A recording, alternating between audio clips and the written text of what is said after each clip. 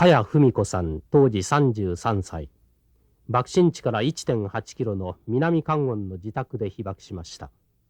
茅さんは当時県庁に勤める医師でした。いつもの時刻通りに出勤しようと玄関に向かおうとした時に雷のような閃光を見ました。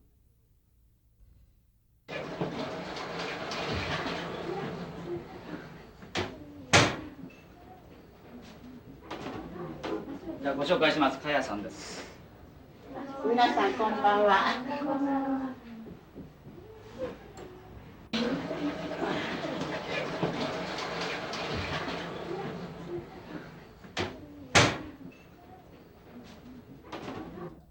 戦争中でしたからね、毎晩お勤めから帰ったら夜こういう時間にね救急処置のお話をして歩ったんです。ご近所の人のところ行ってね、10人か20人集まっておられるところ行って包帯の使い方とかこういうふうに、処置してくださいというのを指導して歩ってたんですよ。それをもう昼働いて夜それしてたらもう寝ることができないのね。そしてもう昼もその空襲で夜も空襲で空襲になったらもう自分の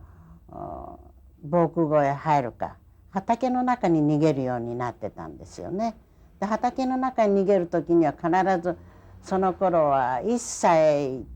過ぎの子供がおりましたからそれを背中につけてね、そして一番大切なね大体少しずつ多めにご飯少し炊いててそのご飯のおひつをねすぐ食べられるようにおひつを探してこっちにはその子供の着替えとねそしてその中にちょっと子供のミルクやらもうとも大事にのけといてそれをいつも両方下げて背中に子供をおんぶしてそれが、逃げるスタイルだったのよね。それをずっとやってたらもうくたぶれてね夜でも3回ぐらい空襲になったら床から飛び出して出るもんですから、もう今晩はもう死んでもいい頭の上に爆弾が落ちてもいいから、今晩は寝させてもらおうかいうようなね本当にね寝てみたいいう気持ちがもういっぱいだったんですよね。で昼間働いてで夜そのような安眠が取れないもんですからねもう本当にねもう寝たいですから今でもね安心して寝られるのがね私の最高の喜びよ。何の心配もなくね枕を高くして寝られるっていうのはね昔の軍人さんもいろいろの方が言っておられますけどね自分の生活に不安がなくってね寝られるっていうのはこれは人間の最高ですよ。それを皆さん方まず覚えてくださいね。朝もう出勤しようと思ってましたからもう出勤する時にはいつも肩からここへね救急薬品と救急の包帯やらねこう袋に下げてこれもう離さなかったんですよね。でそれを体につけてそしてもうそろそろ出なくてはいけないなと思って玄関の方へ振り向いていこうとしたらピカッと光ったんですよね。でその光った光はねちょうどね皆さん方に想像してくださいとお願いすればね雷がね頭の上落ちたその瞬間と思ってください。で雷がごく近くの方でね落ちたのご存知だろうと思いますよね。ピカッとしてから少し経ってダシーンと大きい音がしますよね。あれが頭の天穴の上落ちたらもう本当生きる気はしませんよ。ちょうどその生きるも死ぬるもそういうことは一つも考えてませんでしたけど何かもうこんなライトじゃないこれの何十倍の光が目の前にあってそして今度自分は倒れてしまって動かれないのね体が一つも動かない。でどうしたんだろうかと思った瞬間にはねその赤ちゃんを抱いてたの私。その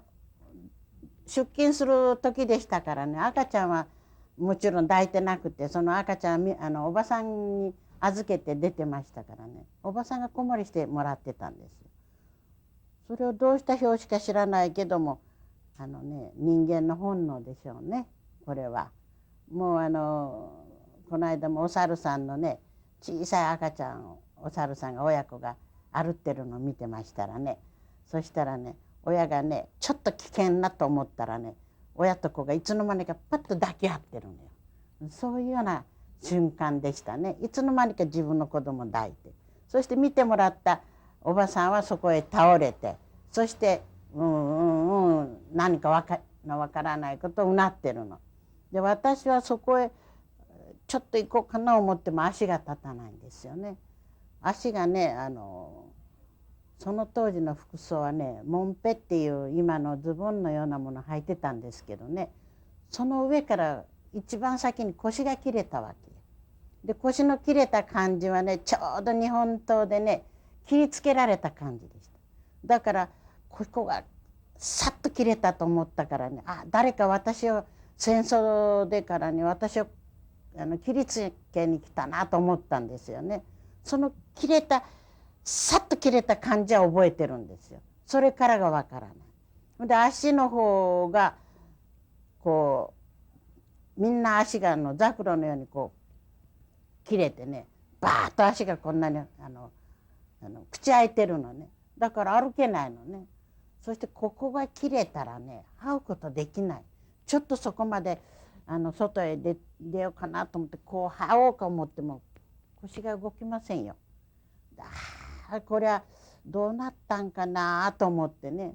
そして私の家にね、近所の方がね火を消しに来るんですよ。おかしい、私の家に2階の方をみんな消しに上がってなんで、こう上がって、私はそこへじっとしてこう見てたらね、火の気がないのに何を火消しに上がるんかなと思って、そして下の方は私自分の見える範囲内でその瞬間のことですけれども、よくは見えないけれども、下の方は火はないと思うの。2階みんな水運んでるのね。それで後で分かったのは、その2階のからかみやら夏でしたから浴衣が干してあったのね。その浴衣に光線が当たって、それからマッチで火つけたようなものね。それですからもうああいうカーテンやらがみんなバリバリその火災の元になって焼けてたわけね。それをみんなが消してくださった。ですから私の怪我してるのは見向きもしないのよね。それからそれが消えてからまたこう走ってる人がおられたから、すみませんここ見てくださいいうことを呼び止めたらね、来てくださった。そしたらこれ肉が動く言うてね、気持ち悪い言うて、それぎりもう来てくれないの。逃げたままなのよね。で自分でこう腰に手をやるとね、確かに手が入るんですよ。そしてね、ここらがびちょびちょになってるのね。ここがおかしいな、体が動けなくなってびちょびちょにここがなって動かれないから、子供を抱いてじっとしてたんです。そしたらもうその時勤めてましたからね、若いレントゲン技師が飛んできてくださって、僕は今防空壕の中へ放り込まれたいうんですよね。自分が逃げたんじゃなくて爆風で穴の中へ放り出されたらしいんですよ。そして今火がずっと回ってる。で看護婦が3人ほどね、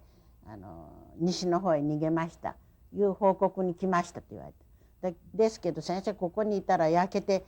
しまうから、焼け死んでしまうから僕が運びます。で運んでいただくんならこの子守してもらってるおばさんをね先に運んであげてちょうだい。そのおばさんを、畑の方へ運んでもらって、それから私を運んでもらったんですけどね、その時にまたあれですよね、担架の紐が切れてね、運んでるのにドシンと落とされたから、ここが痛くてね、目の玉が飛び出るように痛くて、なんとこんな不細工なもう担架なんかの紐は厳重にしといたはずなのに、こんな目に遭うんかなと思って。でどっちみちこう畑に出していただいたんですけれども、こう原っぱですよね、畑の原っぱにこうじっと寝て空を眺めてましたら、あ、そうですか。もうね、その絵が絵らしくなくて申し訳ないんですけどね、私ここに寝てましたの。そしてもちろんもう天から星よ、屋根も何にもないところに寝てましたの。そうしたらね、その雨が降ってきたんです。真っ黒い雨がね。それがわからないんですよ。真っ黒いか何か知らないけど、降るものが降ってるなぐらいに思ってたんですよ。それから逃げてからひょっと横の方、動けないから横の方こう見るとね、おばあさんがね、一生懸命にこれ石の臼なんですよ。石臼って当時はね、なんていうんかな、お米やら何かこうひいてね食べるようなことしてたんですよね。それがもうお米は一升瓶の中に入れて棒を入れてね、こう自分たちついてたんですけどね、なんかこのもの欲しい時にはこの引き臼でね、石の臼ですよ。それをこうゴロゴロゴロゴロ私らも近所で借りて使わせてもらったことあるんですけどね、大豆なんかをよく引いたもんですよ。それをおばあさんがこれを下げてきてね、そしてねおばあさん臼をよく下げてきたなと思ってね見てたら、それを置いたと思ったらもうおばあさんもそこで倒れてもう死んでしまったのね。だからおばあさんはその家から、瞬間的に自分の一番大切なもの、命とも思ったものでしょうね、この引き臼って当時の。それを下げてきて、重たいものよく下げたもの。人間はこういう時でないとバカ力が出ないっていうのは本当でしょうね。臼を持ってきてそこで死んどって。私も子供ももう何にも水一つもらうこともできないし、もうみんな火を消すのにもう一生懸命なんですよね。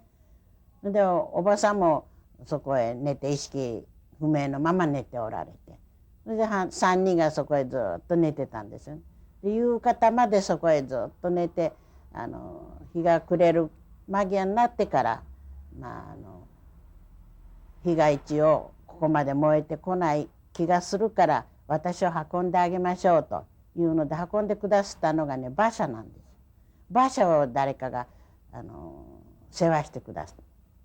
私を馬車の上に乗せて、おばさんも馬車の上に乗せて、そうして今度そこからあれですね、だいぶ先の方ですけれどこの先の方に火の燃えてないところに三菱っていう造船所があるんですよね。そこのところの診療所にあれですよね、今度運ばれたわけなんですけれども、そこ行ったらね、私がいつも救護所の時に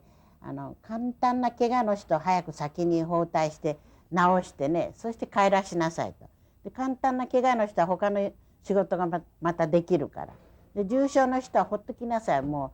う手当てしなくていいですからということをみんなに教えたんです。それがやっぱり自分の番に来たなと思ったんですよね。その造船所行ったらね、自分が一番ひどいもんですからね、放置してね一つも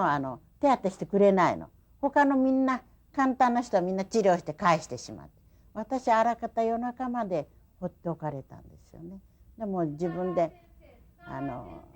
そういうような処置もみんなに教えてますから、自分もそういう運命だなと思って、で夜中頃でしょうね、こうえらい立派な建物のように思っても、その建物も爆風でみんな天井が抜けてるんですよね。そこへ寝てたら防空 B29 が来るとみんな防空壕に看護婦さんの先生も逃げますからね、私はそこにほったらかされて、そしてまた戻ってこられたらまた半分の縫い始めて、またサイレンが鳴ると逃げる。でその時も板の上でただ放られてるだけですよね。そんな手術台の上でしてるんじゃないんですよ。板塀のこういう畳のない板塀のところで処置してもらったんですよね。その時にここが7針縫ってもうだいぶ分からなくなって、腰と足とで42針ぐらい縫ってくださって、でその縫うのもですよ、手が入るほど切れてもね、麻酔なんかかけないでガチガチ縫ってしまったのよ。麻酔なんかそんな上等な治療しないで、ただもうチャッチャッチャッチャ塗ってしまって、そういうような治療ですよね。そして今度はその坑道のようなところに連れて行かれて、そしてそこで寝てたら、そこにあなた方ぐらいの方がたくさんやはり来ておられて、その人たちはみんなやけどなんですよね。怪我でない。私のように怪我したものはこう動けないから、じっと寝てる運んでもらうことしかできないけれども、そのやけどの人は足がだいぶみんな立つもんですから、こう焼けた手ね、ズルズルになった手をこう下げてね、そしてもう何を望んでたって言えば、もう水って言うんですよね。でもう朝からずっと飲んでないから水が欲しくて欲しくて、そしてもう最後の言葉ですよね。水を一滴飲んで死にたいという、そういうことなんでしょうね。水言って初め大きい水言うて、初めはもう水くれないのかっていうような元気があっても、だんだん声が小さくなってね、水言って言ったらもうそこへ倒れて、でも息引き取ってしまう。でだから皆さん方ね、本当にね、皆さん方の年齢と同じ年齢の人たちがね、そうやってもう水一滴飲まないで死んどってらのよ。いかにそのね、今の生活がね、この時の生活とはもう違うかっていうこと。でそこで倒れて亡くなった人すぐ運んでどっかへ持ってって焼いてくださったらまだよかったのよね。それをいつまでもそこに手が回らないわけ。その処置する人がおらないわけね。ですからそこを放りっぱなしにしておきますからね、その人たちの中へ灰が来て、そしてうじを沸かしたわけね。で私でもこの横の人が死んでしまったから早く運んでもらったらいいのにと思うのに、運ぶ溶いたぐらいなもんです。じゃなかったら藁持ってきて御座の上でこう運ぶぐらい。その汁が私の顔の上やらみんな汁が臭い汁やらね、みんな顔の上やらかかるんですよね。それでももう仕方がないのね。そしたら今度その水っていう最後の叫び声をする人以外に、ここに肉を噛むって言うんですよね。でこれが何かって言いましたらね、その死んだ人やらうじが湧いてるのね、体に全部。でうちがね肺がやけどしたかさぶたの下とか方々にね、みんな肺が子供を産みつけて、そしてそれが湧いてね、暑い時だから自然と湧いて体にみんなうじ沸かしてたんですよ。私の足も湧いてたでしょうよ。そして一番うじがねひどく噛むのはね、ここの首から上ですよね。ここの耳の中にうじが入ってね、そしてこの中でいっぱい増えるらしいんですよ。そうするとそのうじがね、耳の中で噛み上げるらしいんですよ。で取ってくれ、耳を噛む待ってなさいいうので、取るものもないわけね。今のピンセットのようなものがあれば一番よく取れるんですけど、まあせいぜいよくって箸なんですよね。それを持ってきてこれだけ出たっていうのが10匹や15匹は出てくるのよね。この鼻の中にもうじがよく湧いてた。もう耳の中が一番うじのあれ。そしてやけどした時のかさぶたの下はみんな海ですからね、その海はねうじが喜んで食べてたのよ。だから結局ね、うじの治療をしてたという本当の治療ができない、何にも薬品がなかったですからね、救急の。ですからうじにその海を食べてもらってある程度治療してたというような状態でして、ですから私でも注射っていうものはね、片っ端からどこいうことはないけど、こんな大きいね、輸血するような大きい注射器でプスプスプスプス、もう片っ端からどこいうことはない突き刺していくんです。それが可能止めの注射液なんですけどね。それが治療してもらった唯一の治療だって。あとはもう別に、いっぺん包帯を私にしてもらったら10日も20日もそのままでしたからね。包帯変えるいうそのような操作の時間はもちろんなかったわけですよね。ですから今の皆さん方に想像してください、お話ししてくださいっていうことを言われても、とってもあまりの差がひどいのでお分かりにくいと思うんです。ですけれども私は自分がこのように生きてる限りはこのことを残すべきだと、ね、各人間がこの地球に生活する以上はね、核兵器いうものは絶対使えてはならない。もう皆さん方がもうふるって立ち上がっていただかないといけないと思いますよ。それだけはお願いしておきたいと思います。